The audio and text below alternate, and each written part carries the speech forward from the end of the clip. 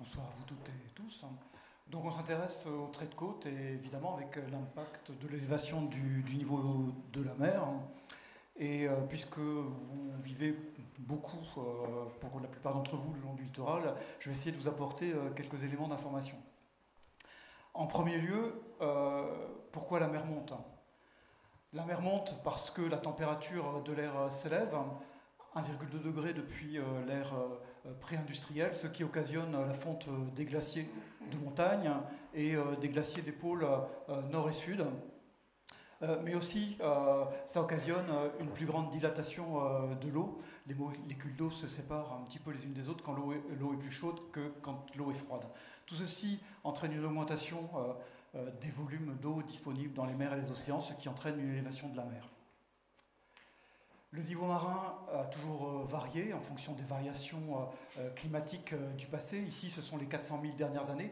La courbe en haut, c'est la courbe des températures, et la courbe en bas, c'est celle du niveau marin. Et vous voyez entre les deux celle des gaz à effet de serre, le CO2. Ces variations sont cycliques, elles durent environ 100 000 ans, avec des périodes chaudes, les interglaciaires, et des périodes froides qui durent longtemps, 100 000 ans environ, des périodes glaciaires. Et pour nous, riverains de la Manche, cela veut dire des variations très importantes du niveau de la mer de la Manche, d'environ 120 mètres, entre le niveau marin haut que l'on a actuellement et le niveau marin bas qu'on avait il y a 20 000 ans pendant le maximum de la dernière glaciation. Et ici à droite, je vous ai mis quelques cartes qui vous permettent de comprendre où se situait le niveau marin il y a environ 10 000 ans, 7 500 ans, 6 000 ans, et aujourd'hui, vous savez où il est précisément. Il n'est pas très loin de nous. On est obligé de se référer au temps passé pour comprendre les temps futurs et puis pouvoir répondre à cette question. Comment va évoluer le trait de côte en fonction de l'évolution du niveau marin à venir? À quelle vitesse ces processus vont se passer? Et jusqu'où et jusqu'à quand le niveau marin va monter sur notre territoire?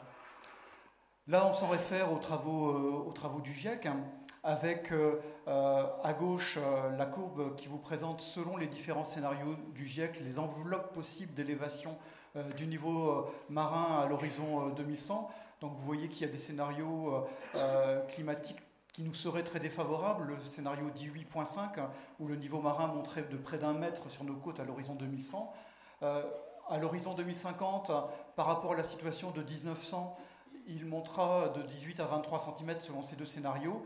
Et donc, pour le scénario 2.6, qui est celui de l'accord de Paris, d'environ 38 cm en fin de siècle par rapport à la situation du passé. Ce qu'il faut savoir, c'est que le niveau marin va monter peut-être au-delà de cela en fin de siècle. Il y a certaines hypothèses qui sont en train d'être analysées. On pourrait prendre plus d'1,50 m en fin de siècle. Et le niveau marin va monter des siècles durant, peut-être des millénaires durant, donc c'est à ça qu'il faut se préparer. Et c'est en cela qu'il est important de se référer au passé, et en l'occurrence de regarder ce qui s'est passé il y a 120 000 ans, lors de la grande glaciation, la grande période interglaciaire dite de l'Éhémien, où vous voyez un pic de CO2 important en vert. Et à droite, vous voyez la situation actuelle où la concentration de gaz à effet de serre est très au-dessus de la concentration atteinte pendant le pic de l'Éhémien. Et le niveau marin pendant l'Éhémien était 6 à 9 mètres plus élevé que ce qu'il est aujourd'hui. Donc on peut craindre que le niveau marin monte de beaucoup dans les siècles à venir, et c'est à cela qu'il faut se préparer. Vous avez en haut à droite une photo qui vous montre une des plages de l'Éhémien dans le Val de Serre, dans l'Anse du Bric. Donc vous voyez cette plage de galets qui est 4 à 6 mètres au-dessus de la plage actuelle. Et à droite, une paléofalaise créée par la mer de l'Éhémien au niveau de la mare de Vauville. Donc ces reliefs qui bordent le littoral sont ceux qu'a généré la mer de l'Éhémien. Voici un exemple à Cherbourg de la paléofalaise de la mer de l'Éhémien. C'est la montagne du Roule, et vous voyez qu'on a construit au pied de Cherbourg. Et vous avez la situation du trait de côte actuel et la situation du trait de côte de l'Éhémien. Et donc c'est vers cela qu'il faudra se projeter dans les siècles à venir. Une nécessité de soit se protéger beaucoup, soit de recomposer notre littoral. Alors quelles conséquences de l'élévation du niveau marin sur nos côtes? Une Augmentation de la fréquence et de la durée des inondations par débordement de cours d'eau, parce que la mer bloque l'écoulement des fleuves côtiers, et donc les fleuves se vidangent à marée descendante. Plus le niveau marin va monter, plus la vidange va être perturbée, ce qui va occasionner des inondations de plus en plus longues et de plus en plus fréquentes. Une partie de notre littoral voit sa vidange des fleuves contrainte par des porte-à-flots, des émissaires. Donc la situation est un petit peu complexe à analyser parce qu'elle est loin d'être naturelle. Les eaux souterraines sont également contraintes par la présence de la mer. Et si nous avons des zones humides aussi loin du littoral, comme à Saint-Sauveur-le-Vicomte ou à La Maufe, près de Saint-Lô, c'est que la mer bloque l'écoulement très loin du littoral. Parfois, dès l'entrée de la Seine en Normandie, la marée intervient sur le niveau de la Seine. Et ça intervient aussi sur les eaux souterraines qui s'écoulent en direction de la mer.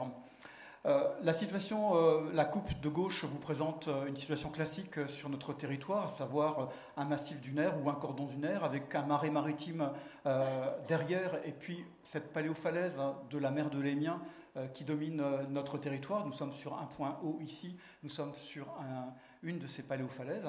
Et j'ai représenté sur cette coupe le niveau piézométrique de la nappe en bleu foncé. Et puis, en faisant monter le niveau marin, vous voyez ce qui se passe au niveau du niveau de la nappe, une élévation progressive et à peu près à la même vitesse que celle du niveau marin, c'est-à-dire environ 0,5 cm par an aujourd'hui. Les dégâts provoqués par les inondations, par les nappes phréatiques sont importants. Sur un plan économique, ce n'est pas dangereux, mais pour les collectivités, c'est beaucoup de travaux à concevoir sur les routes, des réseaux qui peuvent se mettre en charge. Nous sommes en bordure du littoral. Un réseau qui est en charge en fin de printemps, ça veut dire des bypass au niveau des stations d'épuration et donc des rejets directs sur la plage en situation où on a déjà des gens qui sont susceptibles de se baigner. Bien évidemment, ces nappes sont drainées abondamment et plus le niveau de la nappe va monter, plus les drains vont dysfonctionner. Et ces drains servent notamment à produire beaucoup de denrées le long du littoral. Et vous avez également le salpêtre qui peut se développer par les forces de capillarité liées à la présence de la nappe dans les murs quand ce n'est pas des inondations directes. Cette connaissance, comme la connaissance des risques d'inondation par débordement des cours d'eau est bien maîtrisée. Il y a une cartographie disponible sur le site de l'Adréal et il y a des modèles en cours pour essayer de comprendre la façon dont le niveau marin va impacter le niveau des nappes dans le futur. L'élévation du niveau des nappes et de la mer, c'est aussi un problème de pénétration du sel dans les eaux souterraines du littoral. Le sel est en général à grande profondeur, mais à la faveur de pompage, comme ici à Ouistreham, le sel peut pénétrer dans l'aquifère qui porte l'eau souterraine sous nos pieds et entraîner des problèmes d'alimentation en eau potable des populations.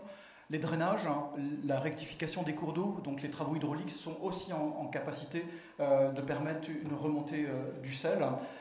Mais dans l'ensemble, lorsqu'on n'a pas de prélèvement agricole de grande importance, mais c'est rarement le cas le long de la côte, eh bien, le sel est à grande profondeur et ne nous gêne pas.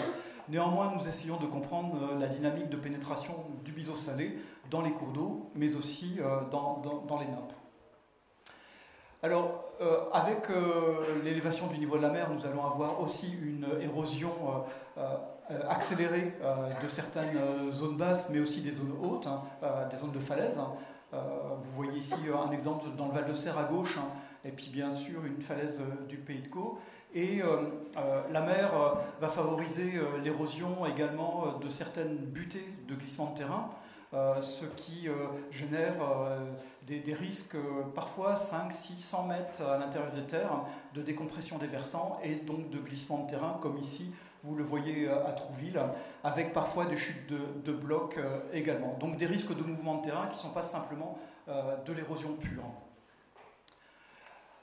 Ensuite, la transgression marine. Alors la transgression marine, c'est un débordement sur du long terme du niveau marin sur la Terre en raison de l'élévation du niveau marin. La transgression marine actuelle qui a démarré, qui n'est plus naturelle, est en train déjà de déstructurer des zones basses, des cordons dunaires. Comme vous le voyez ici sur la photo de gauche, où vous avez un marais maritime qui est en train de se faire grignoter par la ligne de rivage qui est en train de se déplacer. Vous voyez la ligne de rivage actuelle et le sable qui commence à être projeté à l'intérieur des terres et une plage qui est en train de se former au détriment de ce marais maritime. Nous sommes dans le Val-de-Serre, nous avons l'équivalence sur nos côtes à Annelles, Vermeuven, où les mêmes dynamiques se produisent avec quasiment une vitesse équivalente, c'est-à-dire que ça va très vite. Vous avez à droite un zoom sur la petite partie que j'ai soulignée à gauche, et vous voyez ici un tamaris qui est en train de se faire manger par le sable, un petit arbuste, et puis ici la tourbe qui constitue le soubassement du marais qui est arraché par la mer qui monte. Alors quel scénario prévoir ? Ça va dépendre du type de côte auquel on a affaire, mais dans l'ensemble, on va avoir des côtes pour lesquelles on a un cordon lunaire qui est relativement volumineux. Et dans ces cas-là, on va avoir une érosion du cordon lunaire jusqu'à ce qu'il soit suffisamment bas pour que la mer commence à pénétrer dans l'espace rétrolittéral. Donc tout va dépendre du volume de sable dont on dispose. Plus on a de sable, plus on va gagner du temps. Mais quand le sable, comme on l'a vu dans le cas présent de la diapo d'avant, quand le sable n'est pas en volume suffisant, eh bien la mer va avoir tendance à le pousser à l'intérieur des terres, ce qui est la situation numéro 2. Les zones humides vont progressivement disparaître et la situation finale, c'est la mer reconquiert la falaise de l'Hénien, créant une falaise vide. Donc dans le bessin à l'ouest d'ici, nous avons toutes ces configurations-là. Nous avons des falaises vives qui sont déjà présentes, comme ici à Colville-sur-Mer. Nous avons au pied du cimetière américain le cordon lunaire qui est déjà en pied de paléofalaise, et la paléofalaise va se réactiver. Et puis nous avons par exemple les marais maritimes d'Annelles, Ouistreham, et dans cette configuration-là, ici avec un cordon lunaire qui est très artificialisé, et un marais maritime qui est la zone à risque vis-à-vis de l'élévation du niveau de la mer. Bien évidemment, ces configurations-là peuvent se lire aussi sur un plan cartographique avec en haut les situations actuelles, marée basse et marée haute. Donc vous voyez sur la plage à marée basse les écoulements d'un fleuve côtier et puis les suintements d'eau souterraine, la nappe se vidangeant à marée descendante.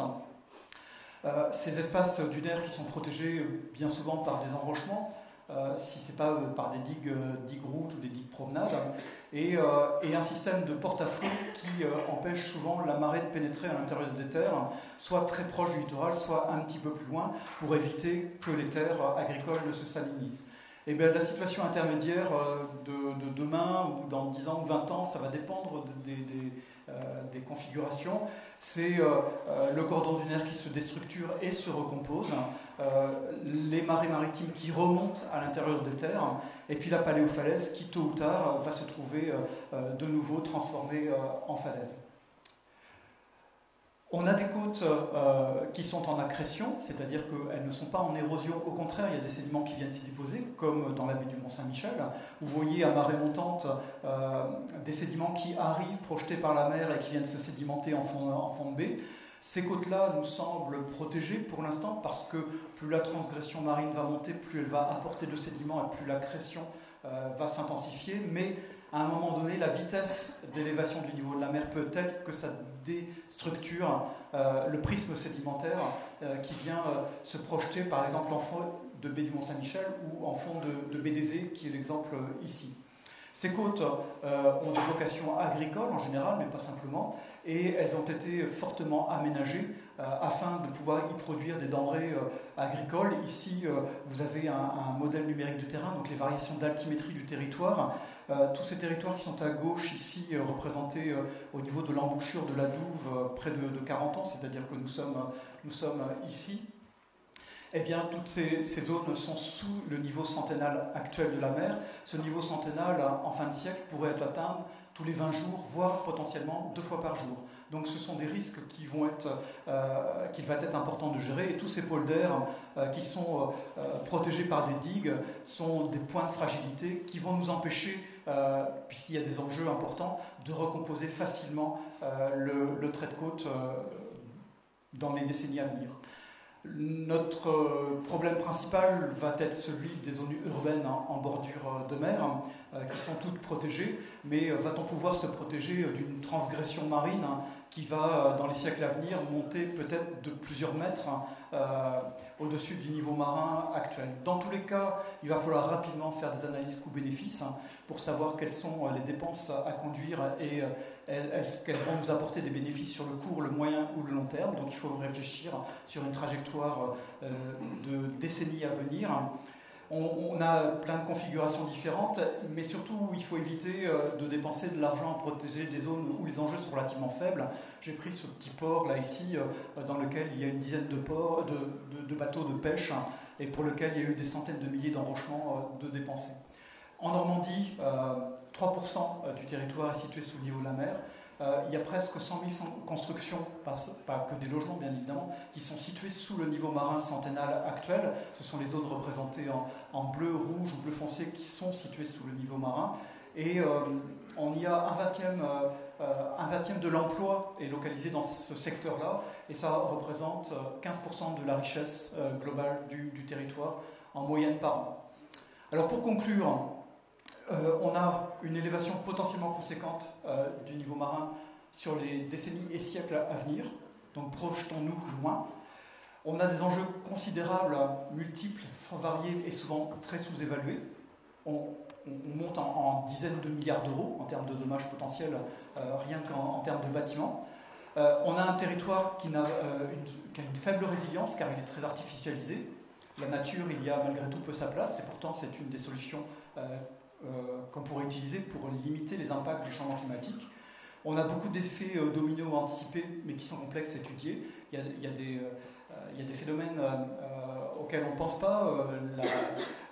L'agriculture apporte des nutriments pour la conchiculture, par exemple. C'est quelque chose qui n'est pas évident à comprendre dans un premier temps. On a beaucoup de connaissances accumulées depuis une vingtaine d'années, mais elles sont perfectibles. Et on a la chance d'avoir déjà des stratégies territoriales qui sont en cours d'élaboration.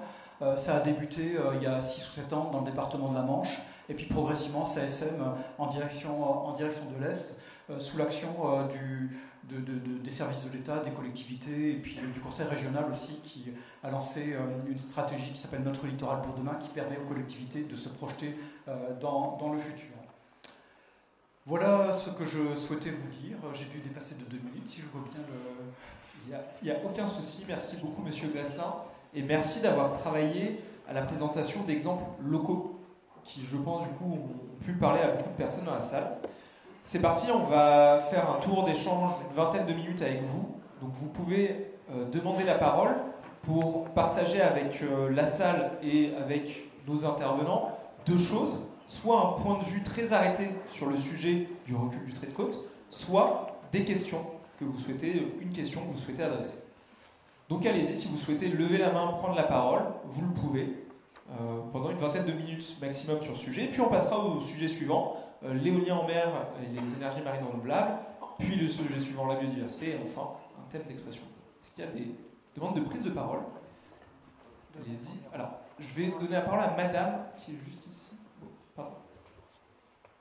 Madame qui est juste ici, après il y aura monsieur, et puis il y a une troisième main levée. On va prendre des séries de 3 questions si ça vous va, et puis après, une question ou d'avis. Madame, est-ce que, alors pardon, j'ai oublié de préciser une petite consigne, est-ce que vous pouvez donner votre prénom, votre nom, et si jamais vous êtes là au nom d'une association, d'une entreprise, etc., de la cité? Non, personnellement. Ça marche. Nous habitons Ouistreham, et nous avons quelques petits logements à la limite de Ouistreham et Colville. Et j'aurais voulu savoir, parce qu'il y a une brèche là-bas, pour savoir si l'eau elle peut rentrer par là prochainement. Merci, question très précise. Vous répondrez juste après, je prends encore deux interventions. Il y avait monsieur ici, et je crois qu'il y avait une main, et monsieur ici. Monsieur, votre prénom. Alors, ceux que ça n'embête pas, si vous pouvez vous lever pour que tout le monde vous voit, on vous tient le micro, et donc votre prénom, votre nom, et puis si vous êtes d'un organisme quelconque. Bonsoir, Christophe Furel, je suis pilote maritime, pilote de Seine et pilote de Caen, Ouistreham. J'avais juste une question technique. En Manche, où on a des marinages importants, le niveau de la mer, c'est quoi? C'est le niveau des pleines mers moyennes, le niveau des plus hautes pleines mers, c'est... Voilà. quelle est la référence? Merci. Enfin, monsieur, pour ce premier tour de parole. Monsieur en orange. Juste là. Votre prénom, votre nom et... Jean-Marc Benner, Ouistreham, mais aussi conférencier, en particulier sur ce sujet. Bonsoir. Je regrette et déplore vivement le caractère anxiogène typique du GIEC qui a été proféré ce soir.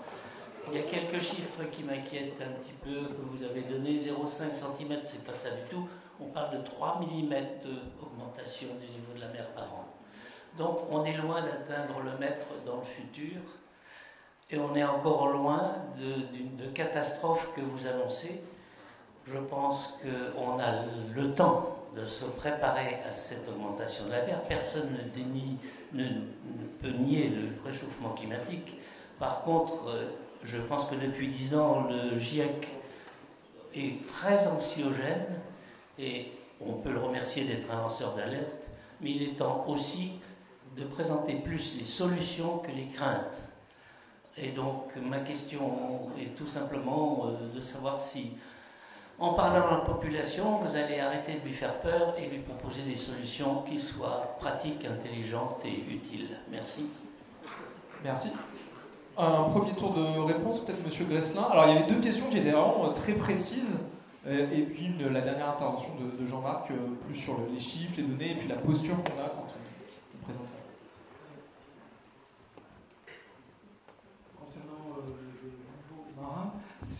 Notre référence, c'est le niveau marin centennal. Donc, c'est celui qui a une chance sur 100 d'être atteint tous les ans. C'est une cote assez haute. À Ouistreham, par exemple, c'est 4,20 m. Donc, les territoires qui sont cartographiés vont être ceux qui sont sous cette cote de 4,20 m altimétrique.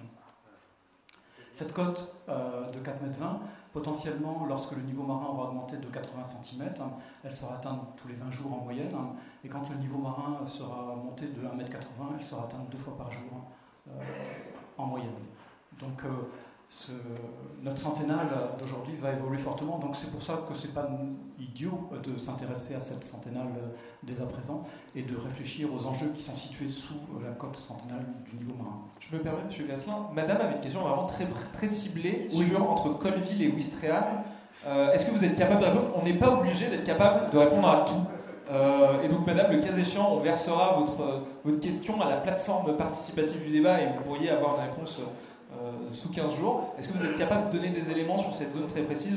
Sur cette brèche entre Ouistreham et Colleville, je ne vois pas où elle est précisément, mais le trait de côte est fragile sur notre territoire. Là où il est aménagé, pour l'instant, on tient la côte, mais là où il ne l'est pas, c'est à surveiller de près. Il y a déjà des brèches qui se forment dans certains marais maritimes, je l'ai montré tout à l'heure, il y en a tout près de chez vous, et donc c'est à surveiller. Si vous me dites précisément où c'est, j'irai voir et puis je peux analyser. Alors, le côté anxiogène, il faut être réaliste. Alors, si vous étudiez le marégraphe de Cherbourg, vous allez voir que les 10 dernières années, la tendance est à la hausse de 0,5 cm par an, donc 5 mm.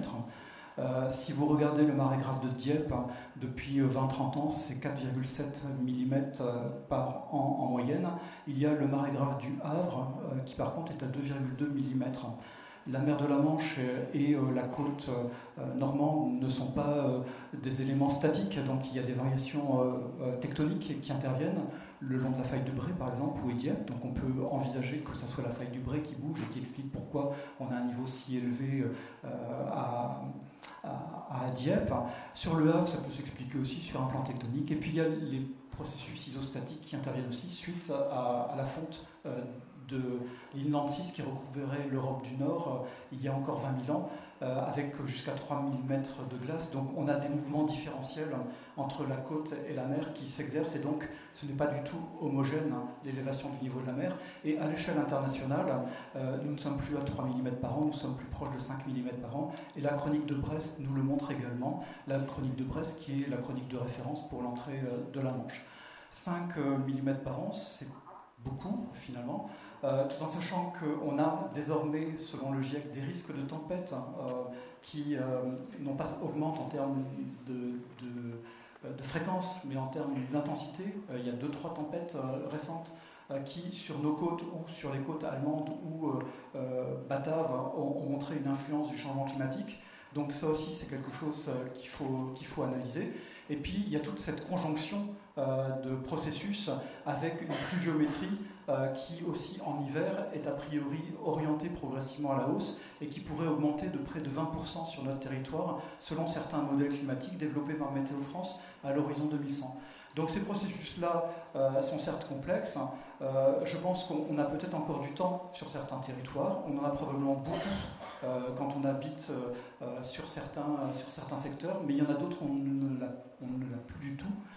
Je pense à des agriculteurs, par exemple, qui travaillent dans les marais de verveine. Ils ont peut-être un hiver, peut-être 10, j'en sais rien, mais dans tous les cas, ça peut sauter sur une tempête cet hiver. Donc je pense qu'il faut savoir dire posément les choses, se préparer, essayer de réfléchir. Les collectivités réfléchissent beaucoup, fort heureusement, ont déjà des stratégies assez élaborées pour certaines d'entre elles, et on continue d'analyser toutes les dynamiques petit à petit, mais sûrement, en développant des modèles, en faisant intervenir des spécialistes locaux de Rennes, de Paris et autres, qui progressivement positionnent les bases de notre réflexion. On instrumentalise pour suivre également. Donc je pense qu'on ne se positionne pas dans une question d'anxiété, mais le niveau marin va monter pendant des siècles durant, et probablement de plusieurs mètres, voire peut-être 10 mètres. Donc il faut s'y préparer et investir dès à présent nos territoires.